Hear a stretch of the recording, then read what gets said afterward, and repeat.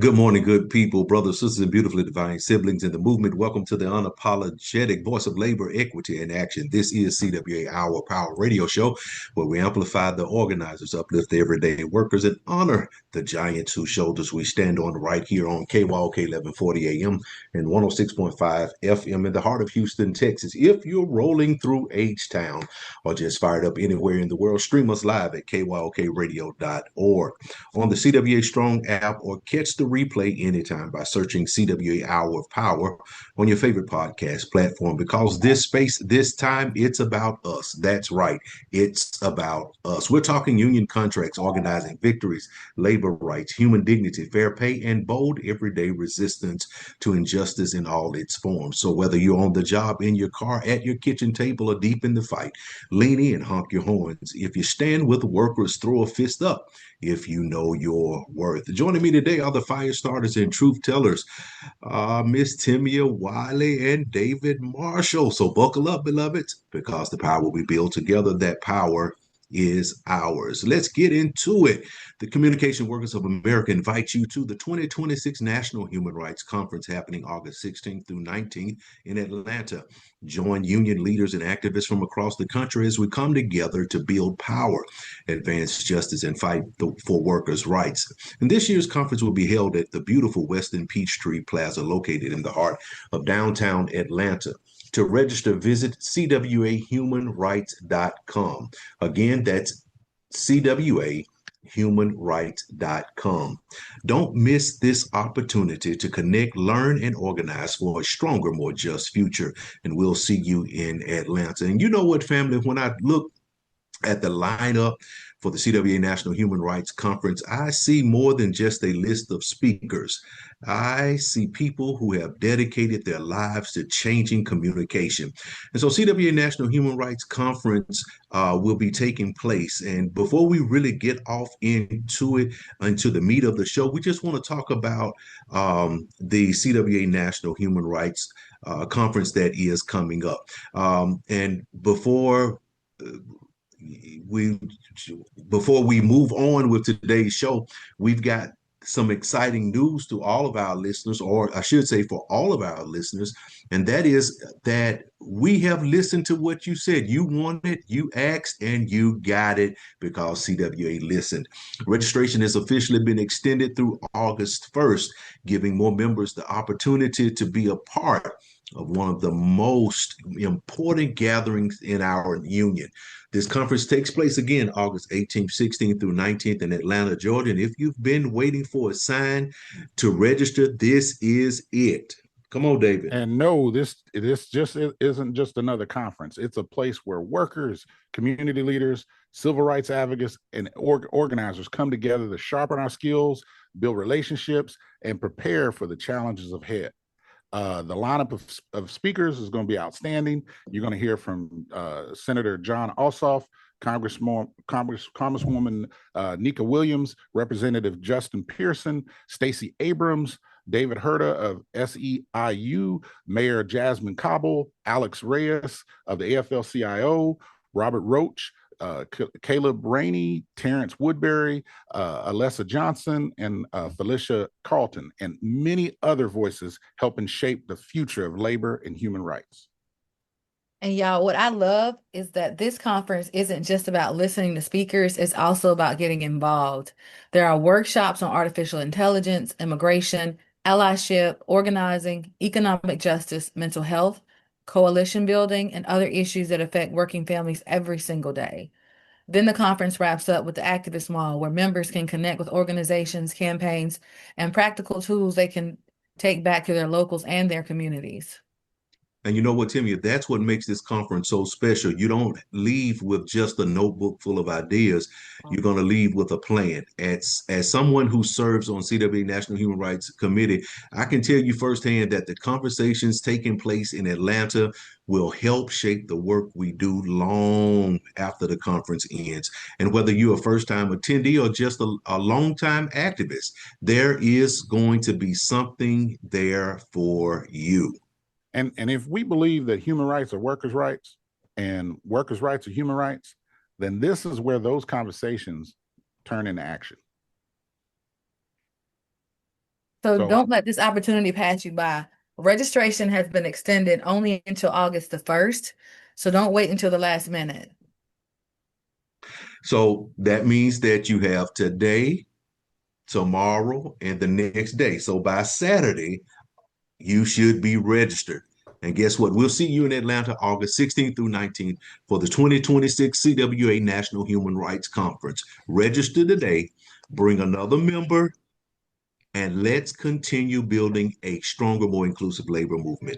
You're listening to KYOK 1140 AM and the all new 106.5 FM. If you're on the go, you can take us with you by visiting kyokradio.org and pressing the listen live option. Tune in live every Thursday at 10 a.m. Central, 11 a.m. Eastern, 8 a.m. Pacific on kyokradio.org, the CWA Strong app, or your preferred podcast player. Search for CWA Hour of Power. Like and follow us on Facebook and Instagram at CWA National Human Rights to stay connected. Share your thoughts and join the conversation. Well, you know what time it is now, don't you? I bet you do. It is now time for Mr. David Marshall and that Marshall Minute. Good morning, David. good morning, Errol, and good morning, family, and welcome to the Marshall Minute. All right, and on today's minute, we're going to discuss why cooking, no matter the recipe, is better for your overall health. Now, I can tell you right there, if you've heard me talk about my hall bucks, and I now am on this pizza kick. So if you're ever coming through Dallas, you got to try it. It's the only New York pizza in the city of Dallas, New York style pizza in Dallas. Well, you may be one of the 90% of Americans who don't like to cook, and but you probably know that you should cook more, because while eating out or ordering saves time, it also depletes your bank account and can deplete your health. But you may not be aware that cooking any meal, whether or not the recipe is designed to be healthy, is actually better for you than eating out. It's so true. The health benefits of a home-cooked meal outweigh almost every other method of eating, no matter the recipe.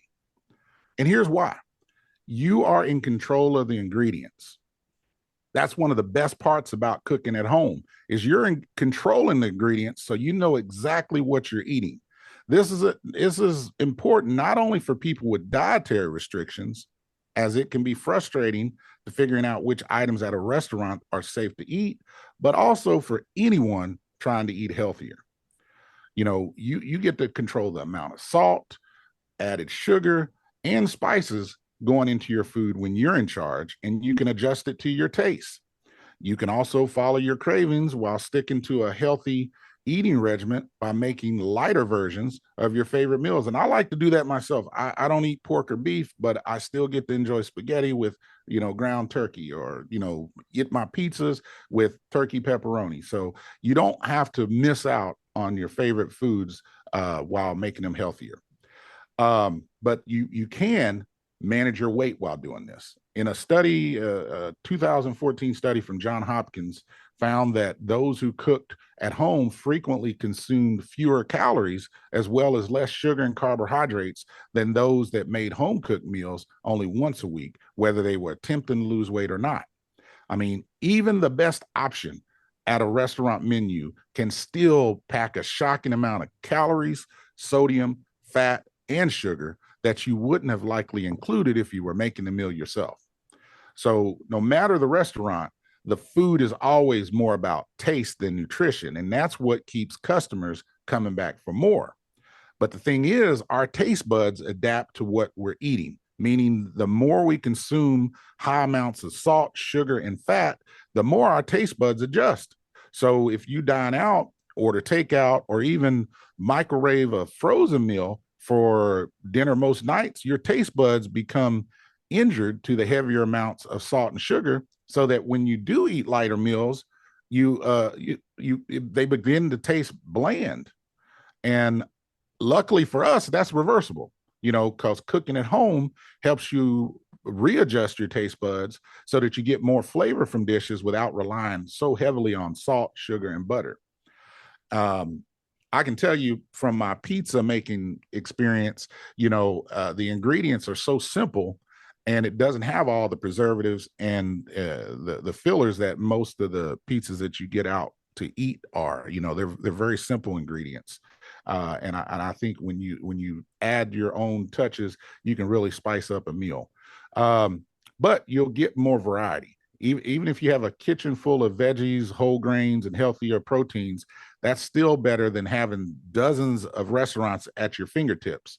Thank you, Uber Eats. Because that during the pandemic, when that came out, that made really eating bad easy. But people were more likely to adhere to like certain diet patterns, like the Mediterranean diet, and consume more fruits and vegetables if they cooked at home 5 nights a week, compared to those who only cook 2 nights a week or less. But one thing I've learned, that cooking makes it easier to practice portion control. The average restaurant meal contains a whopping 1,200 calories. Cooking your own meal can help you stock up on multiple servings, even for like the next day's lunch or another night's dinner. And if you're only cooking a healthy portion, it can also keep you from being tempted to eat too much. There was a report from the National Institute of Health that restaurant supersized portions distort our idea of what a healthy serving of food should look like, which can affect how much food we eat when we actually cook at home. So, the more you cook, the more you can resolve the portion distortion. And if you're ensuring that you serve a healthy amount of whatever that you're cooking on the menu. Plus, you're a whole lot more likely to finish that side of Brussels sprouts when you've put in the work to make them yourself. And for me, cooking brings pleasure. Cooking for me is associated with stress relief. Encouraging creativity, feelings of positivity.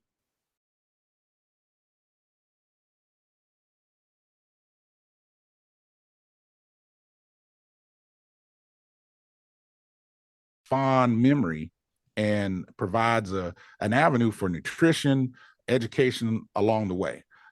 Some countries' dietary guidelines actually stress the importance of cooking and dining in a community setting.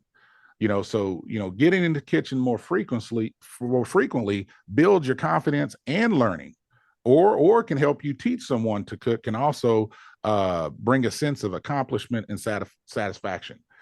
Cooking also allows one to engage the right side of our brain, sparking creativity that we may not often get the opportunity to use in our busy lives. You can do things like experiment with different versions of a favorite recipe and create both happy kitchen experiments and memories. And now I kind of want to just dive a little bit into, some tips I think can help you be a healthier cook. Healthy meals don't have to be complicated, and they certainly don't have to be expensive. And while you're welcome to shop in specialty stores and buy all organic ingredients, sometimes generic brands and conventional produce are just fine. And in fact, some of the healthiest items in the store are also the cheapest. Embracing home-cooked meals offer profound health advantages that extend beyond nutrition alone. Preparing food at home allows for greater control over the ingredients, ensuring the meals are fresher and free from excessive additives, preservatives, and unhealthy fats commonly found in processed and restaurants food. Just know that this mindful approach of eating fosters balanced eating habits. It supports weight management and reducing the risk of chronic diseases such as diabetes and heart conditions. And in closing, I just want to say, ultimately, choosing to cook at home empowers individuals to nourish their bodies thoughtfully, creating a sustainable foundation for long-term health and vitality. So, until next time, happy cooking, get in that kitchen. And this has been the Marshall Minute, where living well is the greatest act of love. Back to you, Errol. Thank you so All right. Thank you so much, David. And I don't know about y'all, but that Marshall Minute kind of made me hungry. Um, Man, I tell you what, that's one thing I can tell you. I'm a professional at is a foodie. I like good food. I know, right? And one thing you said really stood out to me. You talked about getting back into the kitchen and cooking at home. And, that's actually something that I've been doing a lot more lately. Now, I don't know if it's because I'm trying to lose weight, because I enjoy it, or because I'm trying to save a little money, but I've been experimenting in the kitchen a little bit. I've gone down that rabbit hole of Asian cooking. I'm talking about pho and homemade broth and fresh herbs and rice, noodles, different vegetables. And I've even started making these big pho pots that will last me for several meals. And I tell myself every bowl is helping me lose weight or lose another pound, I should say. And whether that's scientifically proven or not, that's what I'm choosing to believe. Well, I can tell you, I'm the same way. It seems like I don't know when I was coming up back in the day. My grandparents and them, they was always eating at the house, and I always wanted to eat out, and I never understood it until I got older myself. But Hmm. if I think if it keeps you cooking instead of running through a drive-through, I think you're winning. You're definitely winning Hmm. already. You absolutely are. Half of the battle is just staying out of those doggone fast food restaurants. And it's so hard to do that. And Timmy, you are really telling the truth on that. And what I've discovered is cooking has become, like David said, relaxing. And when you're chopping the vegetables and you're seasoning food, you're tasting it, making a little adjustments here and there, you really forget about the stress that you have gone through in the day. And it's almost therapeutic. And just Wednesday, I tried, well, not Wednesday, but just yesterday, I should say, I tried something completely different.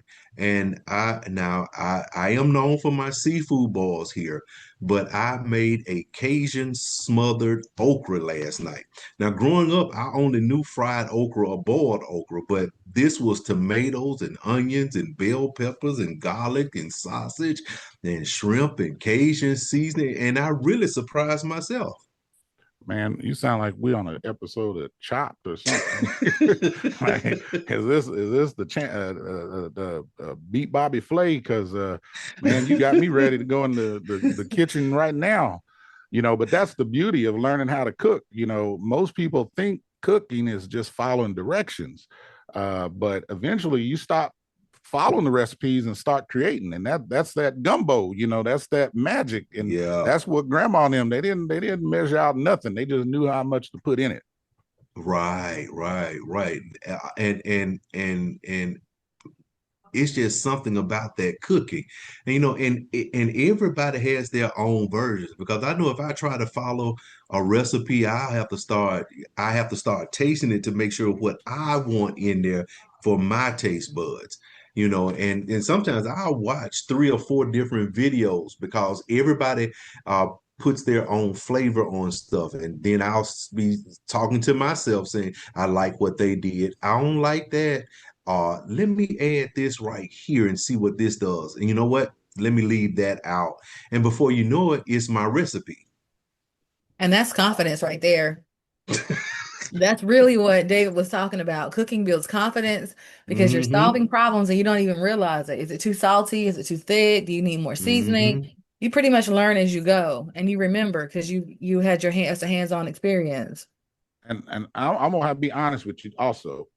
Some of these experiments don't work. I'm guilty. I've saw something that looked amazing online, and then when Uh-huh. I went in there to put it together, it didn't look nothing like the picture. and Yeah. and so you got to experiment a little bit and take the good with the bad. But you know what? My family will always tell me you don't have to cook that anymore when they don't like it. And and you're right, David. Social media will fool you sometimes. But even those on social media make mistakes.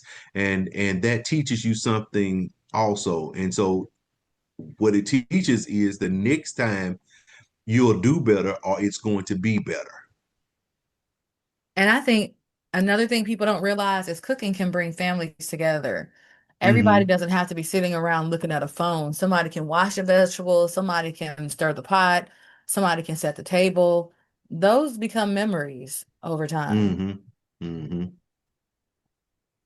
And that's absolutely true. And some of the best memories growing up happened around food, not because it was expensive, but because everybody was together. You talked, you laughed, you learned family recipes, you heard stories, and that's something we've lost a little bit in this society. I remember when my parents, my my mother's mother lived next door to my mom, to us, and my aunt was there as well. And I didn't eat okra. And I was hungry that day. And she said, well, Errol, I have some greens over here, but you don't like okra. And I said, well, I'm hungry. Just give it to me. And from that day on, I was eating okra. Well, and I'll tell you what, those stories, they mean everything, because I can tell you, in my grandmother's house, I thought she had magic pots, because when she Mm-hmm. cooked, it was always enough for everybody. I mean, it was like there was always enough. Even when, I was like, how many servings can come out of this pot? But everybody I know. left full. And so They was really uh, doing two they fish and was, five loaves of bread, yes, wasn't yes, yes. So, it? you know, and another thing, when you cook for yourself, you'll appreciate food more. You're less Hmm. likely to waste it, and you know what went into making it. And so I understand when they were saying you're gonna clean your plate, because I had to slave over this all afternoon to make this. So you're gonna finish that. Hmm. You're not gonna throw that away. Right, right. And here's something else I've noticed. When I make those big pots of pho and soups, I'm not tempted to grab unhealthy food later because I snack a lot. And what weighs in my mind is that I already have something waiting on me, and all I got to do is just heat it up. That's it, and I'm done.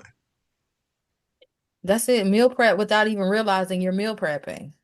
Right, and then you have enough left over for the next day. So to take to lunch or just half for lunch if you're at home. So now I'm learning I'm nowhere close to being a chef, but I have discovered something. Healthy eating doesn't have to be boring either. Um, for the last few weeks, again, I've made the Asian dishes, the Cajun dishes. I've been trying foods I've never thought about cooking, and honestly, it really has been fun. And that's been the whole message of the minute. You don't have to be perfect. You just have to start. Cook one Hmm. meal, try one Hmm. new recipe, learn one new skill, and just build from there. Right, right. So here's our challenge for every listener today. This weekend, instead of eating out, try cooking something you've never made before. Maybe it's a healthy soup, maybe it's a stir fry, maybe it's a gumbo, maybe it's Cajun smothered okra, maybe it's homemade pho. Whatever it is, have fun with it, because eating healthier doesn't have to feel like punishment. It can actually become one of the most enjoyable parts of your week. And who knows, you might discover a new favorite meal. And so you've been listening to KYOK 1140 AM and the all new 106.5 FM. And if you're on the go, you can take us with you by visiting kyokradio.org and pressing the listen live option. Tune in live every Thursday at 10 a.m., 11 a.m. Eastern, 8 a.m. Pacific on kyokradio.org, the CWA Strong app, or your preferred podcast player. Search for CWA Hour of Power. Like and follow us on Facebook and Instagram at CWA National Human Rights to stay connected, share your thoughts, and join the conversation. Up next, we're going to be talking about the price of opportunity. Is equal education still a human right? And so today we're asking a question that reaches beyond college campuses and into our workplaces, our communities, and our future.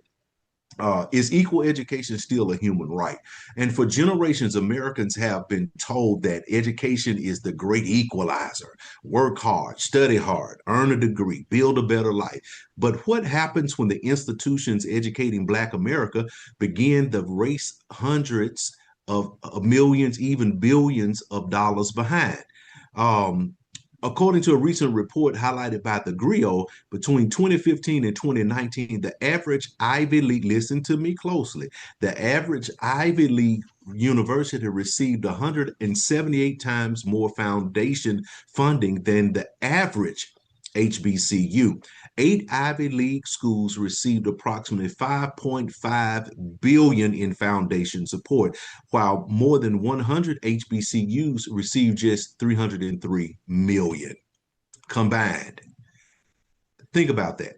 This isn't simply a conversation about college budgets. It's conversation about opportunity, about equity, and ultimately, it's a conversation about human rights because when opportunity is funded unequally, can we honestly say opportunity is equal?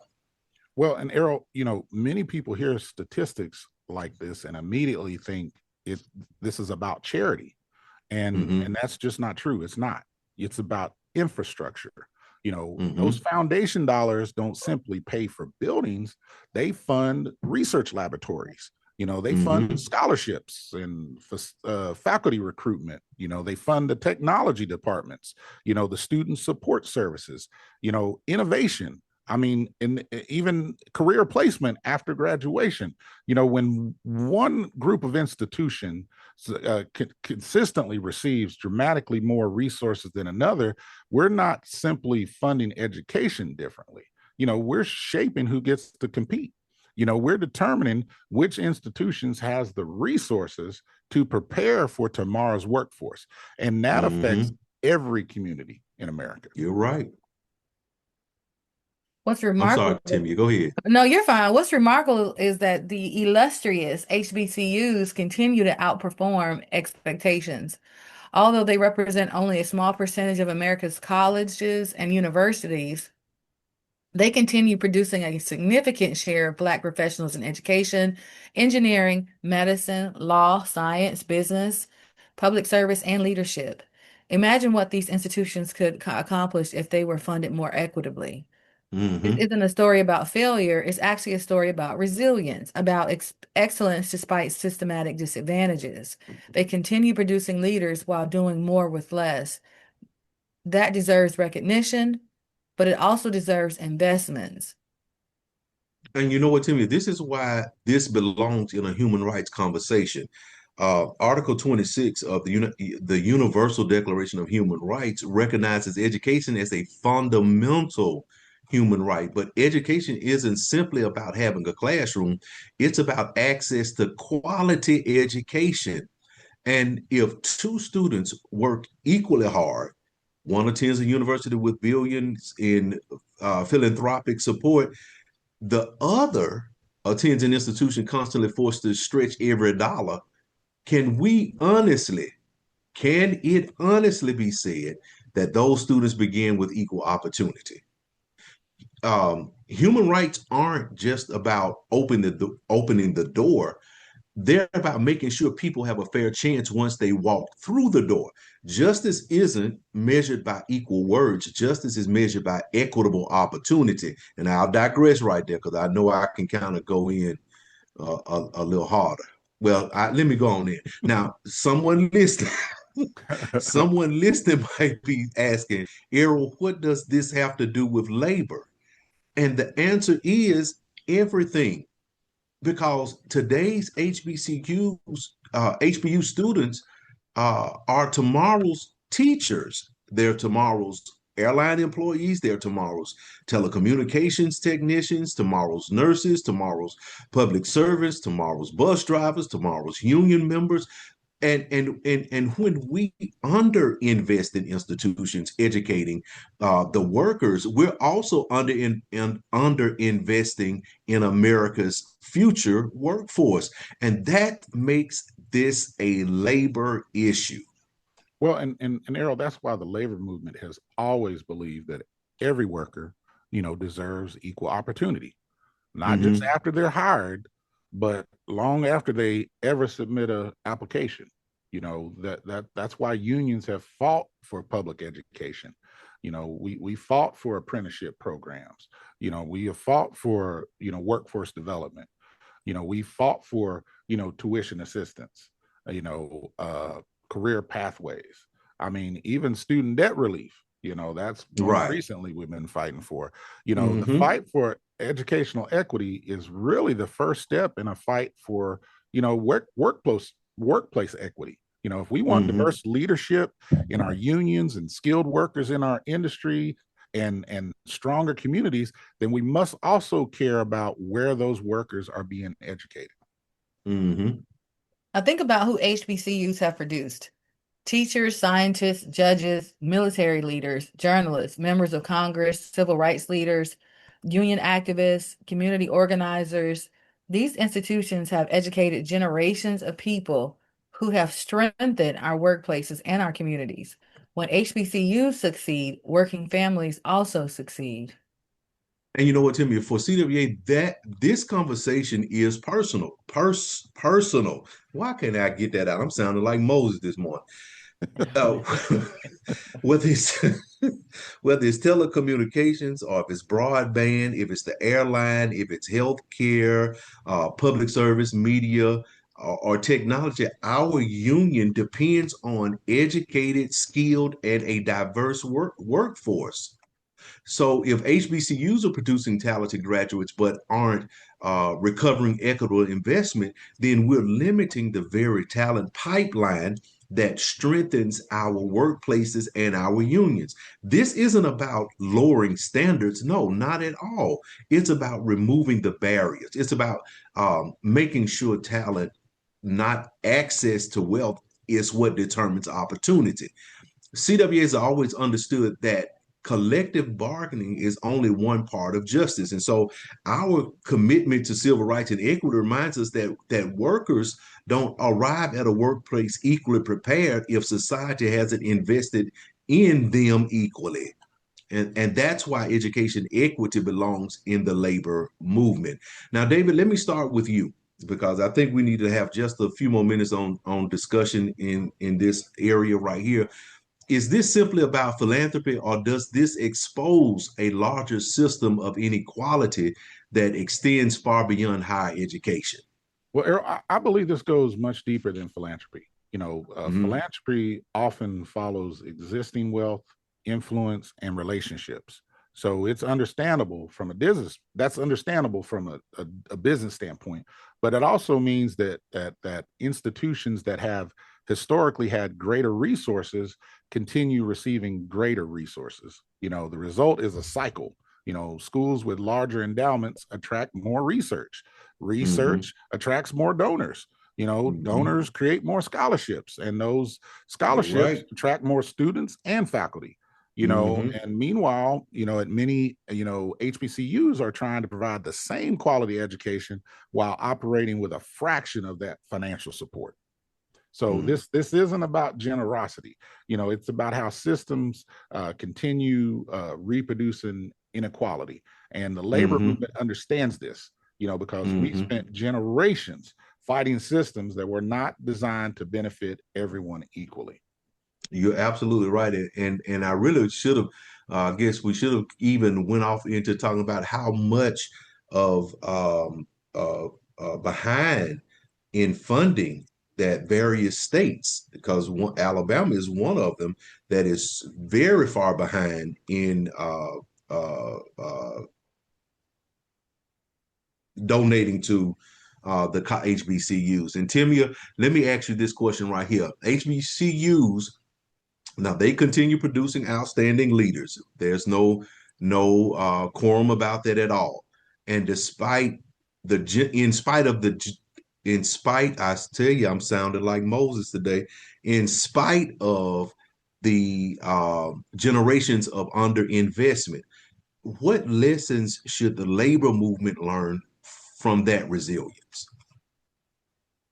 In my humble opinion, I think the first lesson is that resources matter, but people matter even more. Mm-hmm. HBCUs have always had something money can't buy, and that's mission, community purpose, Mm-hmm. faculty who believe in their students, and I can attest to that, alumni who come back Mm-hmm. and invest, communities that refuse to let these institutions fail. That's very similar to unions. Many Mm-hmm. locals don't have unlimited budgets, but what they do have is committed members, dedicated activists, leaders willing to fight for one another. The lesson is that resilience can accomplish incredible things, but resilience should never become an excuse for continued underinvestment. No Hmm. institution should have to prove its worth over and over before receiving equitable support. Absolutely correct. And David, let me bring you back in here. Should foundations intentionally invest more heavily in HBCUs to help close historic funding gaps, or should funding simply continue following traditional patterns? Well, I mean, Errol, to me, I think fairness sometimes requires some intentionality. You know, I'm not talking about taking resources away from Ivy League schools or any schools. I'm simply talking about recognizing that some institutions have spent generations serving students with fewer resources. And Hmm. so, if philanthropy, truly wants to increase opportunity, then investing in HBCUs isn't lowering any standard. It's expanding that opportunity, because the goal at the end of the day isn't equal outcomes. The goal is Hmm. creating a fair opportunity to compete. Absolutely. And Timmy, let me ask you this, and then I guess we'll move toward wrapping up this segment. What role should organized labor play in advocating for educational equity? I think labor has a responsibility here. Our movement has never been just about wages. We've always advocated for education, training, apprenticeships, workforce development, safety, civil rights, voting rights, economic rights. Hmm. Educational equity belongs in that same conversation because today's students become tomorrow's workers. If we care about building a stronger workforce, we have to care about the institutions preparing that workforce. Supporting HBCUs isn't about just an education issue, it's an investment in workers. All right, I'm gonna ask both of you guys this question right here. What does this conversation say about America today? Well, I'm I'm kind of torn on this, but I think it's made tremendous progress, and there are more opportunities today than previous generations ever experienced. But progress doesn't mean that we finished the work. Hmm. The question isn't whether we've improved. The question is whether we're willing to remove the barriers that still exist. And I have to agree with you on that. This conversation isn't about blaming anyone, it's about asking what kind of country we want to become. Do we believe Hmm. every student deserves access to quality education? Do we believe that talent exists everywhere? If the answer is yes, then our investments should reflect those beliefs. All right, final question for both of you. If you could recommend one action for our listeners today, what would it be? I would just encourage people to learn more about HBCUs. If you get a chance, go out and visit them. Support their alumni associations. Attend their events. Donate if you're able. Because many people don't realize the enormous impact these institutions have had on our nations. Hmm. I would encourage listeners to think about opportunity beyond their own family. Please mentor a young person, support scholarship programs, advocate for workforce development, help someone prepare for a career. That's how we strengthen communities. And I appreciate both of your perspectives on this topic this morning. Today's discussion reminds us that education isn't simply about earning a diploma, it's about opening doors. The labor movement has always believed that when working people have access to opportunity, families become stronger, communities become stronger, and America becomes stronger. At CWA, members, we understand that our fight doesn't begin at the bargaining table. It begins wherever people are denied a fair opportunity to succeed. And that's why educational equity matters. That's why labor must remain engaged. And that's why this conversation about is about more than colleges. It's about justice. It's about dignity and opportunity. And ultimately, it's about human rights. Now, Dr. Martin Luther King Jr. once said this right here. He said, the labor movement was the principal force that transformed misery and despair into hope and progress. And that statement still holds true today. Education creates opportunity. Opportunity creates good jobs. Good jobs create economic dignity, and economic dignity is a human right. And so, when one part of the chain is weakened, every part of the chain suffers. So, today we leave you with this question right here. If America truly believes in developing the strongest workforce in the world, can we afford to underfund the very institutions that have consistently produced some of our nation's greatest workers, innovators, leaders, and change makers? Because the fight for educational equity is a workforce issue. It's a labor issue. It's a civil rights issue. And ultimately, it is a human rights issue. You're listening to KYOK 1140 AM and the all new 106.5 FM. If you're on the go, you can take us with you by visiting kyokradio.org and pressing the listen live option. Tune in live every Thursday at 10 a.m. Central, 11 a.m. Eastern, 8 a.m. Pacific on kyokradio.org, the CWA Strong app, or your preferred podcast player. Search for CWA Hour of Power on your favorite podcast player. Like and follow us on Facebook and Instagram at CWA National Human Rights to stay connected. Share your thoughts and join the conversation. All right, guys, we're going to finally get to this one that we've been putting off week after week, and that is talking about the leaders we need are already here and why union members make some of America's best leaders. So now, David and Timmia, I came across a statement this week or a couple of weeks ago that really made me stop and think about this. And that statement simply said, the leaders we need are already here. And the more I thought about it, the more I realized that statement sounds like it was written for the labor movement, because every day I meet union members who solve problems, mentor co-workers, organize campaigns, stand up for people who don't have a voice and never once called themselves leaders. And that got me thinking, have we overlooked one of labor's greatest contributions? Because we always talk about wages, we always talk about healthcare, we always talk about pensions, but maybe one of the labor's greatest products isn't a contract, maybe it's the leaders. David, when you hear that statement, the leaders we need are already here, what comes to your mind? Well, Errol, honestly, for me, I think, we spend too much time looking for heroes instead of recognizing those who serve. Our society tends to believe leadership starts when somebody gets elected, promoted, or receives a fancy title. But that's not how movements are built.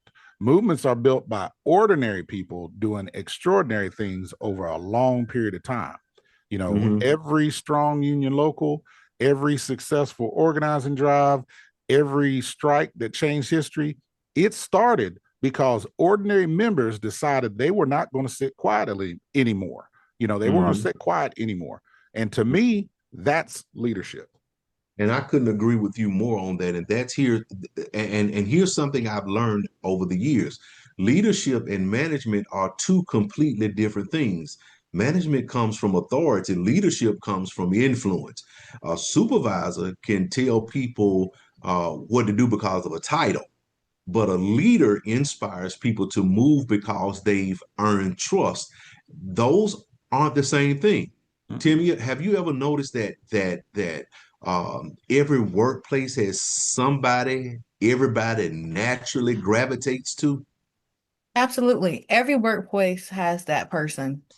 They're not always a supervisor. Sometimes they're not even the senior employee, but when somebody has a question, when something goes wrong, when someone needs advice, everybody knows exactly who to find. Why do they do that? Because people trust them. That trust wasn't assigned, it was earned. And I think that's one of the biggest lessons unions teach. Leadership Right. isn't something somebody gives you. Leadership is something other people recognize in you. That's powerful right there, because trust isn't written into a job description nowhere. You have to earn trust, and unions give people opportunities to earn it every single day. Think about a shop steward, a bargaining committee member, a safety committee representative, civil rights and equity committee member. None of those positions are about personal recognition. Those positions are about serving somebody else. And I think service is where leadership really begins. And you're exactly right, Earl. There's something that I've noticed, when history tells the story of a movement, it usually remembers one or two names. But, Mm-hmm. you and I know that movements are never built by one or two people. For Right. every famous leader, there were hundreds of ordinary people knocking on doors, making phone calls, walking picket lines, preparing in meeting rooms, registering voters, explaining contracts, helping workers understand their rights. History may not remember all of their names, but history could Mm-hmm. not have happened without them. Mm-hmm. You're absolutely right. And that's something I don't want union members to forget. You don't have to be famous to be influential. Some of the greatest leaders I've ever met have uh, never held a public office. They've never been on television. They've never written a book. They simply made life better for people around them, and that is the real job of leadership. And leadership starts with something we don't talk about enough, and that's listening. Everybody Mm, wants to speak. Everybody wants to be heard, but good leaders spend a lot of time listening. When somebody comes to you with a problem, before you start talking, you need to understand what's really going on. That means asking mm. questions. That means paying attention. That means respecting someone's experiences before you try to solve their problem. Right, right. And that's exactly what we do in the labor movement. When a member comes to us, we don't immediately start giving answers. We have to ask the questions: what happened, who was there, uh, what does the contract say, has this happened before? We're trained, we're actually trained to investigate before we react. Think about that for a second. Wouldn't our communities benefit if more leaders approach problems in that manner? It absolutely would, because too often today, people react before they investigate, and that's one thing about social media. It has conditioned us to form opinions almost instantly, Hmm. but in my experience, labor has taught me patience. Hmm. Labor teaches process. Labor teaches fairness. You don't make decisions based on rumors. You take the Right. time, you gather the facts, you go back and you read the contract, you hear both sides, then you act. That's what true leadership looks like. And I think that that's one reason union members make sure effective leaders, I'm sorry, that make such effective leaders outside the workplace. They're already solving problems. They are already building consensus, and they're already learning how to represent people fairly. And they're already balancing competing viewpoints. Those aren't just union skills, those are really life skills. Those are the governing skills that can be utilized outside of the job. And I also think unions teach empathy, and that's huge. Sometimes people think leadership means always having the answer. It doesn't. I think leadership starts with understanding people. That Hmm. coworkers who are frustrated, maybe caring for an aging parent, the employees always volunteering for overtime, maybe trying to keep food on the table. The new employee who's struggling may simply need someone to encourage them. When you understand people's stories, you have to lead differently. It just makes you lead differently. Yes, and that's such an important point right there, Timmia, because leadership isn't about telling people where to go. It's about walking beside them while they get there. And I think that's why union members often become trusted leaders in churches and neighborhoods and schools and nonprofit organizations, and yes, even public office. But here's the question I want to leave everyone with before we end this segment right here today. If union members already possess so many leadership qualities. Why don't more of them step into leadership roles outside the labor movement? Why don't we see our union members running for school boards and serving on city councils, leading nonprofit organizations, or serving in state legislatures and Congress? If union members already know how to organize, how to negotiate, how to solve problems, how to build consensus, and how to stand up for other people, why don't we see more union members stepping into leadership roles outside the labor movement? David, what's your take on that? Well, Errol, I think the biggest obstacle isn't talent.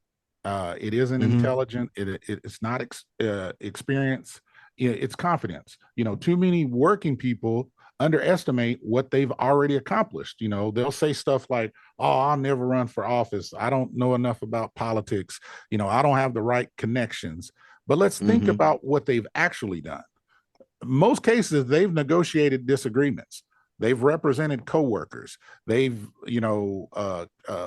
come to resolves with management. They've raised families. They've volunteered in their communities. They've helped neighbors. They serve on committees. They mentor new employees. That's Mm-hmm. leadership. But Mm-hmm. the only difference, nobody called it that.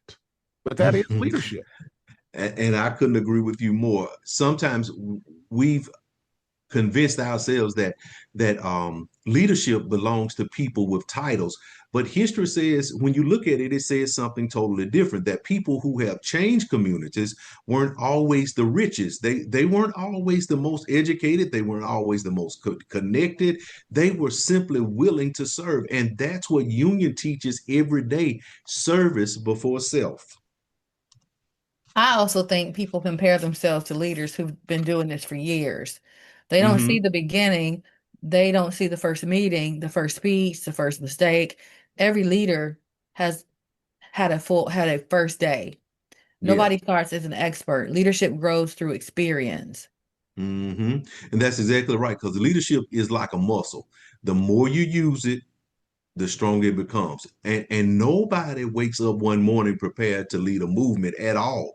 Yeah, you build leadership by helping one person, then another, and you volunteer for one committee, you attend one meeting, then you go to another meeting, and then you ask one question, and before long, people begin trusting you with greater responsibility, and that's how leadership is developed. Well, and history gives us plenty of examples. You know, people remember where the great leaders ended up, but they often forget where they started. If Hmm. you look at Lee Walza, he was an electrician in trade unions before becoming president of Poland. Or Dolores Hmm. Herta, she wasn't chasing political office. She was organizing farm workers who wanted dignity, fairness, and respect. I mean, look at Hmm. Richard Trumka. He was a coal miner before becoming president of United Mine Workers and later leading the AFL-CIO. And we cannot forget A. Philip Randolph. He Hmm. organized sleeping car porters and proved that organized workers could change the direction of the country. And those leaders didn't begin by asking, "How can I become famous?" They asked, "How can I help?" Right. David, I love that because it reminds us that the labor has always been a leadership academy.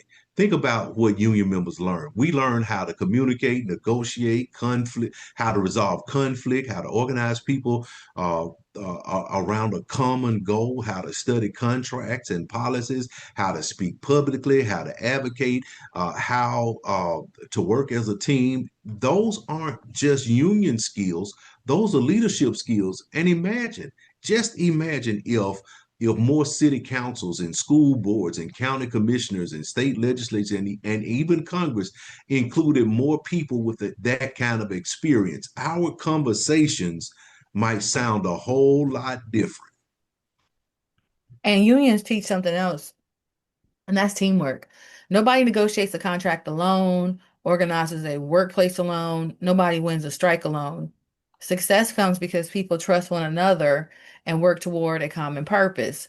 That's exactly how healthy communities are built. Leadership isn't about one person standing up in front. It's about everybody moving forward together.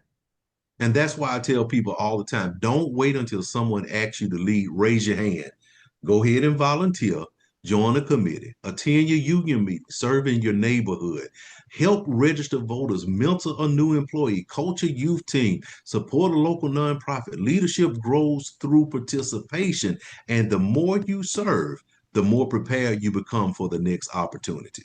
And there's another thought. Leadership isn't limited to elected office. Some people are called to run for city council. Some may serve on a school board. Some may lead nonprofits. Some will become organizers. Some will mentor young workers. And some will simply become the person everyone trusts. Every one of those roles strengthens a community. And never believe that leadership only counts if your name appears on a ballot. And don't underestimate everyday influence. Sometimes leadership looks like encouraging a coworker who's already quit, helping someone understand their benefits, standing beside someone who's facing discrimination, taking time to explain the contract instead of complaining about management. Those moments may seem very small, but they change lives. That's also leadership. And don't forget Okay, someone to and discover your leadership. Start serving where you are. History has shown us that ordinary people who commit themselves to service often accomplish extraordinary things. Use your influence to lift somebody up. Titles don't make leaders, service does. It's that service. The people who make the biggest difference are usually the ones who quietly show up day after day. all right. And so I'm going to leave everyone with this. If you've ever stood beside a coworker, if you've ever stood beside a coworker, if you've ever helped us to solve a problem, if you've ever encouraged someone who was ready to give up, if you've ever organized around an issue, if you've ever chosen courage over comfort, you've already begun developing the qualities of leadership. An hour is not long enough to be with you, and a week is too long to be away from you. You've been tuned into the CWA Human Rights Hour Power broadcast. I hope something you heard today has inspired you to take action toward creating positive change in the world. Every person has the power to make a difference, no matter how small. And by working together, we can create a world where human rights are respected and valued. So I encourage each of you in the listening audience to reflect on your role in promoting human rights to effect change in your communities and beyond. Know that you are not alone and in your quest for a more just and equitable world. When faced with injustice, it can be easy to lose hope and give up. But remember, justice may be slow like the truth, but when it finally comes, it will stand. For David Marshall, Timmia Wiley, and everyone here at CWA Our Power Radio, I'm Errol Minor. Thank you for joining us. Until next time, keep learning, keep serving, keep standing up for one another, and as always, keep building power. See you next week.